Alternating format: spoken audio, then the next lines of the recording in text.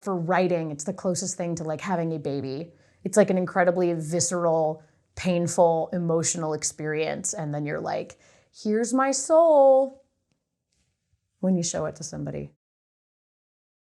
We know you have a deep singing and acting background. What about writing? Yeah, I mean, I'm getting more. That's a very interesting thing. I am a very strong writer, but primarily that has been academic writing. That's how I got into grad school, was off of my academic writing. And that is because I had an extremely strict but incredible writing teacher in high school. She taught me so many things. Like, she was like, there's no such thing as a synonym. Every single word has its own connotations. No two words are the same. So if you're going to use a word, be very specific about which word it is. So she ignited this curiosity in me around words, which also unlocked this, it's not a real phobia, but it's like, I'm so self-conscious if I'm speaking in another language, because it's like, I'm already butchering your language, I'm so sorry, and words are so specific, right? If I were to say lunch bag as opposed to lunchbox, that's even just bag versus box. There's like it just evokes something different for you, right? In terms of like, what does that bring up for you, and connotations, and what images come to your mind. It's like, it's already hard enough to do that in English. In another language, it's like, ugh. So I'm a big writing nerd. I really like it. I am, in terms of just like syntax and grammar and all of that, it's always been really strong. So academically, I've been a writer for forever, for as long as I've been alive, it feels like, and I love doing that. Getting into creative writing has been really fun and challenging. I'm working on a feature right now that is just really hard because it's a very personal story. And so I'm kind of like, some of it is I have to let the producer in my head shut up sometimes and be like, just write it, don't think about it too much, like it's gonna make sense.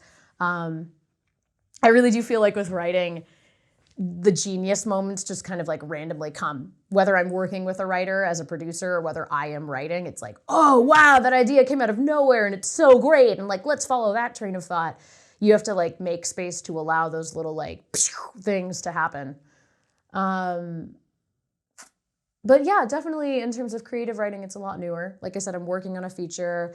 I wrote an opera last year. I wrote a horror opera. The Seattle Opera hired me and a group of other younger folks with all like kind of diverse backgrounds to write a few different operas, just to get our perspective on the take. So I tried to write, I was like, opera is not scary, right? Like, it's, again, if speech is drawn out like this, then it's kind of hard to do a jump scare, right? So I was like, within the constraints of this medium, how do you write something that's actually really scary? Which was a really fun writing challenge of like, how do I tell a story? How do I use the constraints of this art form to be able to effectively make someone feel afraid? It was a fun writing exercise in any case, and I like the show, it's fun. But yeah, I want to get into writing more, definitely. It is a vulnerable thing to tell a story. It is, I mean, I think it's the closest, for writing, it's the closest thing to like having a baby. It's like an incredibly visceral, painful, emotional experience. And then you're like, here's my soul when you show it to somebody. Was it the same when you finished the opera, the horror opera? Yeah, oh my God. The first time there was like a table read of it, we were all on Zoom because it was still COVID times. I literally like muted the thing and just did other shit and like waited for them to be done with it, because I was like, it's actually too hard. Like, I don't want to sit here and listen to people reading it, and I don't want to like watch people's faces. I was like, frankly, how people feel about what I wrote is really none of my business, and I don't want to get in my head about it. So I was like, I'll wait for notes at the end.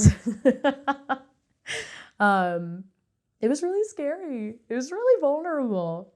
What was it about? Well, so there's one Greek myth that gets converted into an opera over and over again, and it's the myth of Orpheus and Eurydice, where he's the god of music, right? And he's getting ready to marry a mortal, Eurydice, and she, or Eurydice, I should say, and she, on the day of the wedding, gets bit by a snake and dies. So Hades comes and claims her soul, and Orpheus is like, hey man, like that's my bride, can you not? And Hades is like, I mean, she died, it's not my problem, I'm just existing, because Hades gets a lot of flack. And he's like, listen, like you're gonna whine me to death, like please, let's strike a deal. You come down here, you get her out of the underworld, it's gonna be fine. However, if you look at her or you speak to her, she's mine. So I'll give you a second chance. So then Orpheus bravely ventures into the underworld with his lyre and everything and eventually finds her, and they start walking back up through Hades. And of course she's like, hi, hello? And he's not looking at her. So then it turns into the trope of the woman being like, why aren't you looking at me? Is there another woman? What's going on? And eventually he gets so flustered and frustrated that he turns around and looks at her, and he loses her forever. That tale has been told a gazillion times in opera, and so I wanted to take the narrative and kind of flip it on its head a little bit. So we turned it into, it's called the Nightmare of Orpheus. And the concept is that, let's see, it's very like weird and esoteric, so just bear with me, but I made it so that the audience is Orpheus. And I turned it into a game where everybody has to close their eyes for the duration of the show. If you open your eyes once, you lose. And then it's a 30-minute show. So like good luck on keeping your eyes closed for 30 minutes like that, especially because I've programmed jump scares in there. So like we turned it into an audio play almost with a lot of really disturbing sounds, disturbing like sort of visual narration. There literally is, it's for 3 instruments and then a female singer, Eurydice, and she's the only one who actually has a voice, and then a narrator. And the narrator is a guy who's like saying all this stuff about where you are so that you, as you're listening as Orpheus, like get cues on sort of what visuals to have. Because with opera, you're kind of limited to like either people are just standing there and singing, or there's like very kind of limited sets the way that there is with the theater. So I wanted it to be more immersive and kind of more filmic. And I'm like, people's minds are going to do that better than anything that I could orchestrate on a stage. So we'll just say, close your eyes, and then I'll gamify it a little bit so that people will lose, so that they are really actually inhabiting Orpheus by the end. And then what it is I made it so that Orpheus and Eurydice were significantly older, that they were in their 70s. And what the journey was is them, Eurydice really criticizing Orpheus on all the ways he mistreated her throughout their life together, and all the ways he kind of failed as a partner and as a husband, and really using it as a way to sort of critique common issues in marriage and relationships, common failings. I also combined it with elements of Dantes Inferno, where I made it so that they are walking, he starts in the lowest circle of hell, which is for betrayal, because he is an unreliable narrator and he feels that Eurydice betrayed him as much as she feels betrayed.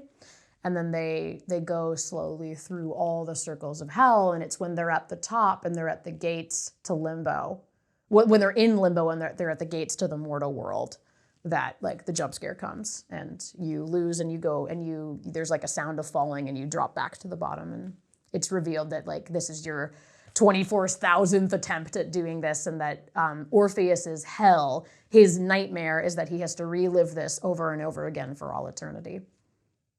How was it received? People were like, whoa. People really liked it.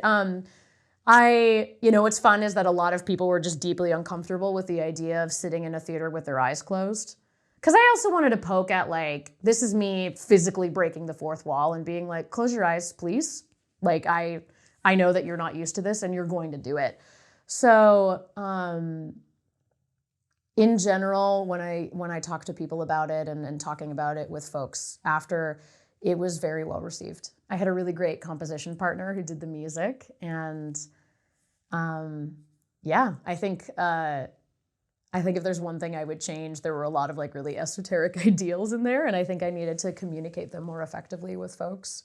It's hard to do when you're working with a constraint of 20 to 30 minutes, right? It's not unlike short filmmaking where you're like, okay, here are all the cool things that are influencing the story, but like we only have 20 minutes. Like we can't put in a novel of content into a 20-minute film.